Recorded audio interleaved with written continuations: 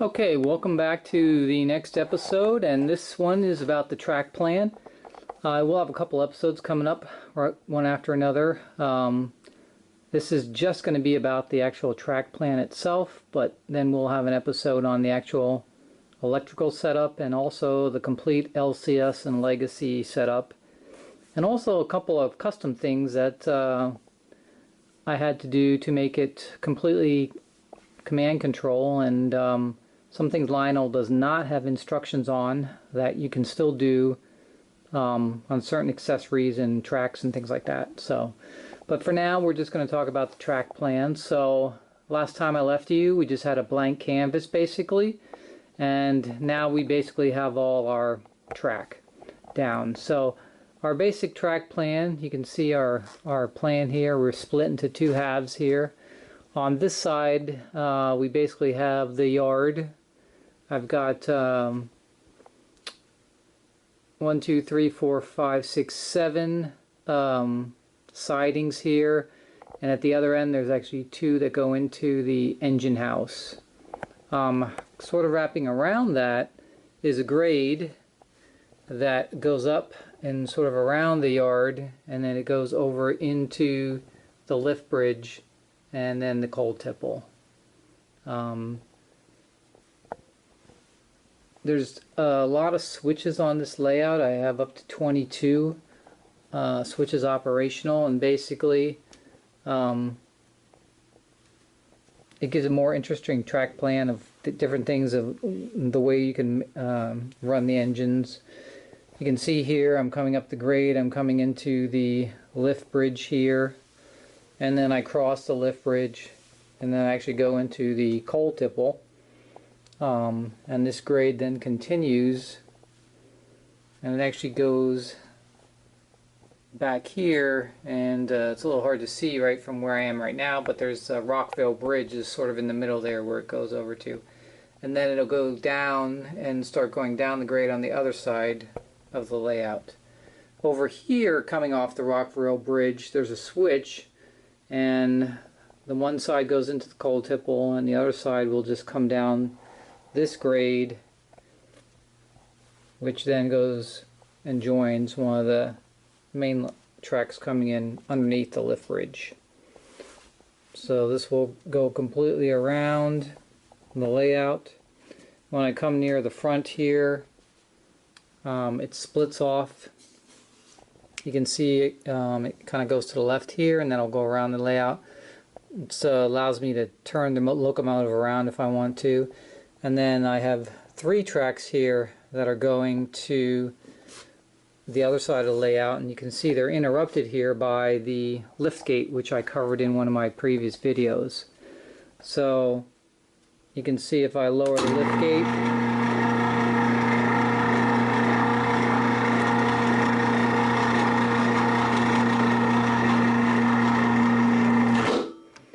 then the tracks are continuous here. So when I'm in the center of the layout running trains, basically, I'll have a continuous loop going around. And so we will cover in a later part of this episode how I did these connections between the lift bridge and the main part of the layout. But you can see one of these tracks goes off to the left. There is a siding right here, so I can temporarily park things on this siding if I need to. And then this other one continues along the main, and then we'll go around this side of the layout. And again, more switches to either go, if I stay to the right, it'll go up the grade to the Rockville Bridge. If I go to the left, it'll go in front of the passenger station. So it allows me basically to run the trains, and at any point I can switch them and reverse them around without having to back up or anything, and they can go the opposite direction. So let me get in the center layout and show you a little more. Okay, this is a view from the other side, looking at the other end of the yard. And then you can see I have a crossover there. One goes on a lift bridge, and then one goes into a Y that basically goes into the engine house. Again, I've got tracks coming off the yard and from under the lift bridge. They run in front of the Rockville Bridge, and then basically they come over here. And again, we have a choice of switching. When we're coming out of the yard, we can switch onto the main, or we can come back over here and go to the right, and this will switch over this way. And then I have a siding here, which I'm going to have some of the operating accessories running on. And then if I want to, instead of going the siding, I can come this direction, and then it gives me two options here. I can go back the opposite direction and then across the lift bridge again, and now I'm basically turned around, or I can continue on, and then that would of course take me back to that switch on the other side, which allows me to either go up the grade or in front of the passenger station. You can see over on this side here, there are two lines right here that are running in front of the accessories. So I've had a bunch of accessories I've already installed here, made sure all the clearances were correct between the locomotives and the cars and the accessories themselves. But again, when I'm coming this direction, I can either go on either of these lines, and then the one goes up the grade and then the other one goes back the other direction, which I can go either under the lift bridge or I can go back up the grade to the Rockville Bridge. So lots of switching opportunities here to make the trains go all kinds of directions, and I'm pretty happy with it. And the other side over here, which is a little hidden, you can't see it too well because of all the buildings I just pushed in the middle of the layout right now, but the line that runs in front of the passenger station, it's got a couple of crossing gates and everything there. And again, that basically can either go up the grade to the Rockville Bridge, or you can stay on the lower part and then basically go back the other direction. And I could go into the yard, or I could go in front of some of the accessories. So that's the basic track plan, and again, pretty happy with it. I've incorporated a lot of stuff into it. I have 10 sensor tracks and all kinds of operating tracks, and we will be discussing how I did that. But the next thing I'd like to talk about is the actual track system itself, Fastrack, and some of the gotchas with Fastrack, and then how to resolve some issues with it. Alright, so we'll give it a little test run here of the track just to give you an idea.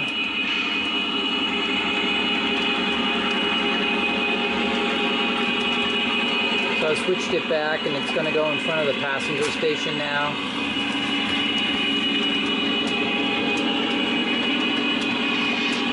There's an isolated track section here that will start the crossing gates and bells.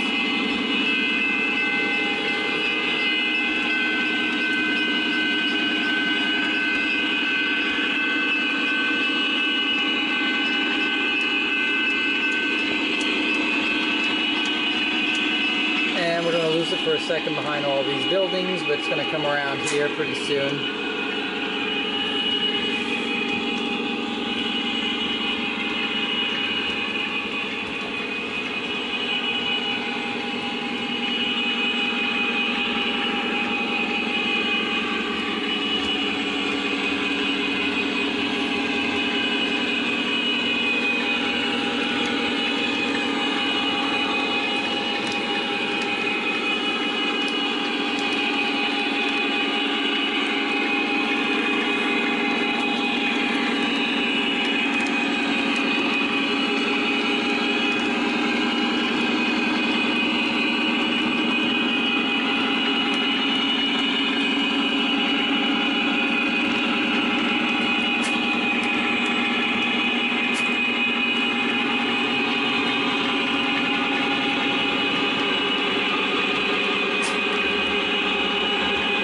Have turned around because this is where we started originally. We're actually going the opposite direction now.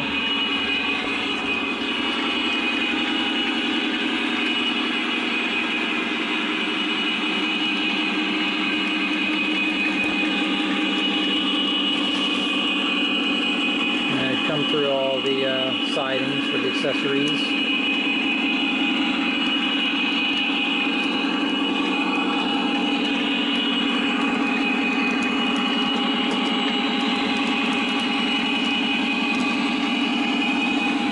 Going up the grade.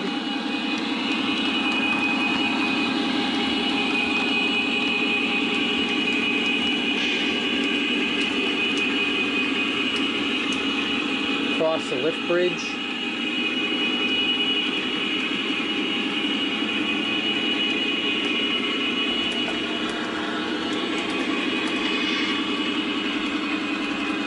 And we'll be going through the coal tipple.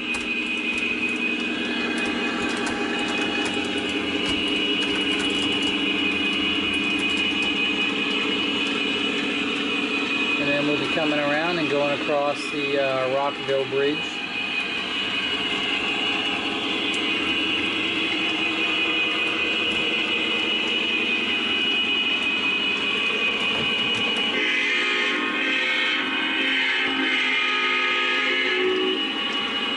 That's just a sensor track I had programmed, ran over there, but I was just doing a test. And then it'll come down the grade again.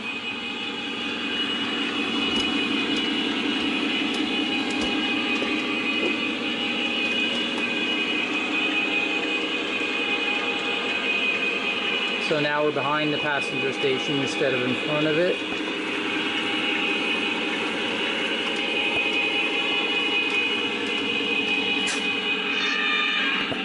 And let me stop it there and I'll run over and do the switch and I'll show you the other direction. Okay, so it should be coming around now, but instead of going on the inner line, we're going to go on the outer one.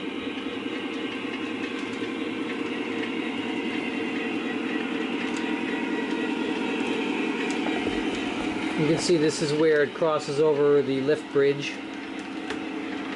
And I could either go down the siding and park something there if I needed to, or I can just go straight across the lift bridge.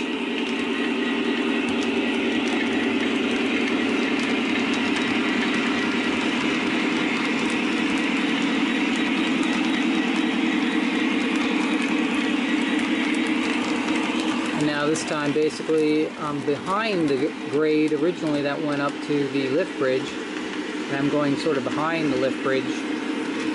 And I can either go straight back up the grade, which takes me back up to the Rockville Bridge, or if I go under the lift bridge, then basically I'm coming back around the opposite direction where I was before.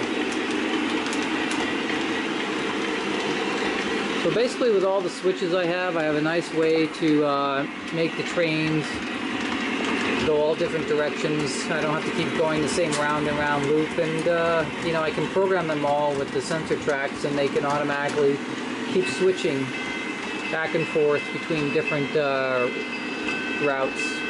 So it's a pretty interesting track plan. It's not boring, so I think it'll work out pretty well. So another thing is the underneath the Fastrack. As you know, Fastrack is a hard plastic track, and if you put that down on a 3/4 inch plywood like I have, you know, it could create a lot of noise if you don't have some kind of a break between the two. So you need some kind of a material or something between the two so that you get rid of that hard plastic to hard wood connection, and you want to break that connection. So I was looking for different things. I didn't want to use the foam because I just didn't want to get involved with all that.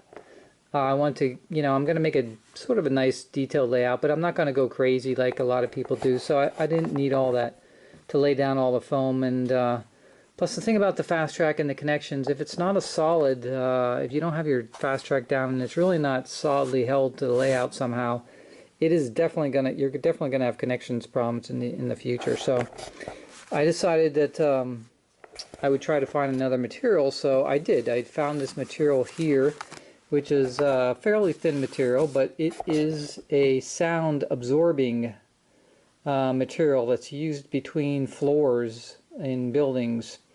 And so basically it's pretty easy to cut, and I have it underneath all the Fastrack. You can't see it because I trimmed it, and basically the little bit that you can see, the edge of it, is going to be hidden by the ballast when I put that down. But this actually did a great job, and it took away all the harsh noise between the Fastrack and the plywood. And right now the Fastrack is screwed down, but as I get the ballast glued down, that'll be sort of the permanent connection between the track and the plywood, and I'll be able to remove these screws basically that are in there now holding it down. But that's the material that I used, and basically again it's made for soundproofing, so that's what it's for, and it's easy to cut, and again it's all underneath all this Fastrack. It's under the switches. I have it underneath the accessories. Basically anything connected to the track at all has it underneath it, and then I just trimmed around it. So that's the material I used on my layout, and I did a couple test runs, and the noise level is perfectly fine, so I don't think that's going to be a problem. I know a lot of people try to put all kinds of layers and everything between it, but honestly it's really not probably doing any more good than if you had a thin layer of some kind of a sound proofing or absorbing material. Some material that's actually made for soundproofing or absorbing, not a material like foam, which is really not made for soundproofing. All you're doing really is separating the track from the plywood with just thickness of another material. But again, I tried to use a material that's actually made for soundproofing. But that's what I have right now, and so I did again a couple test runs with a couple engines and a lot of cars, and the noise level was pretty low, so I was pretty happy with it. Okay, so the one final piece left is this connection here at the lift bridge. So if you've seen my previous videos, you know I have a lift bridge in my layout that I can move up and down to get in and out from the center. And so here we're looking at basically the connection where I have basically 3 lines running over top of the lift bridge, so obviously they have to be able to disconnect and reconnect from the track. And so basically I'm powering these tracks, you know, individually from underneath. You know, you can see on this one, here's the power feed for this one, and there's a feed over here for this block, and then there's a power feed for the other one out here. So underneath here I just have wires soldered to the track to power them. And you know, basically if I lift up the bridge a little bit here, you can see all these wires running down here. So they go down, and they're obviously stranded wire. They're flexible, and they power the track when needed. But when the lift bridge is actually down, obviously these tracks have to be able to be even and aligned for the trains to go across them. So you can see here I just have a very small gap. It's probably only about a couple of 1/16 maybe between the sections of the track. But here you can see all the pins have been removed on both sides of these tracks. So if you saw my previous video on how to repair Fastrack, it's the same thing. I took out all the pins first. I didn't cut them off because that would have left a little bit of an edge, and there's a possibility they could still accidentally touch depending if the wood expands or contracts. So I basically made sure I just took the pins out. But then, let me lift this up a little bit here. On the Fastrack itself, you do have to do a little bit of a modification. You have to cut out the plastic that would be right beneath this open rail here, so that basically when the rail that sticks out just a little bit further here will slide into this groove, because normally there's a connector there where it snaps the tracks together, so you just have to take an X-Acto knife or something and cut those off. So basically you just have to trim the plastic in addition to the taking out the pins, and you do that on both sides, so I had to do it on this side of the track too.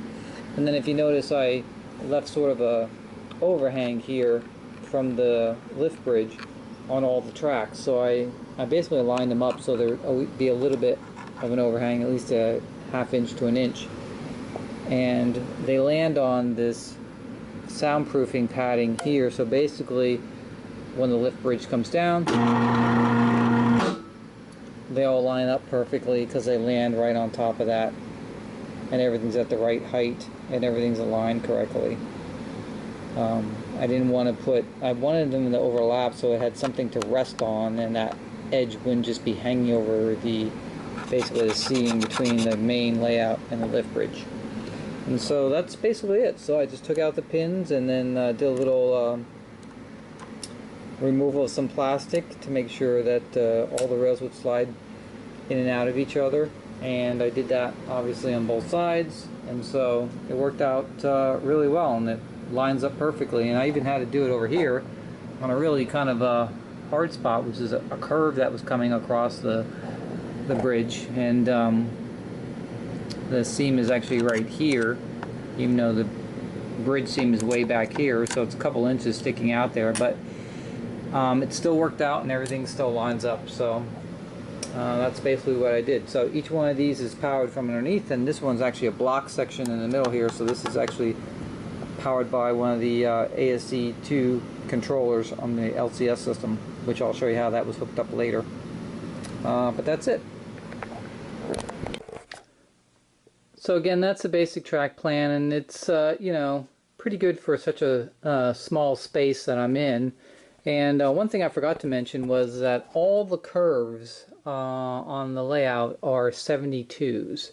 So that was one of my criteria when I was building it. So that's why I'm pretty happy with the way it turned out, because to be able to squeeze 72 curves all over this layout, and being such a, you know, it's only a small to medium size layout, so not a lot of room for those big curves, but it's going to allow me to run some of the bigger engines that I have, and they look nice on the curves, and especially the passenger cars, no longer passenger cars, etc. So that's one thing that will be nice. So it is all 072 curves. I do have sensor tracks. There are 10 sensor tracks throughout the layout, and I've already started playing a little bit with some of the recordings, which we'll have up in an upcoming video. We want to show you the LCS setup, how to program everything, and some of the things that you can do with it. I think a lot of people don't realize the power of the LCS sensor track. They just think it's for blowing a whistle or something like that, but the recording portion is really the big piece of the sensor tracks, and the kind of cool stuff you can do with those. So I'll be going through how I got that all set up and wired up, and also how everything on the layout, every accessory that you see, etc., is going to be powered from the Cab 2 remote or the iPad. So you notice there's no buttons or switches around the layout really, and you'll see when we get to that video basically how I accomplished all that with the LCS system. So that's it for now for the track plan, and pretty soon, just a week or so, I'll have another video for the electrical setup, and then we'll have another video after that for the LCS setup. So thanks a lot. Stay tuned.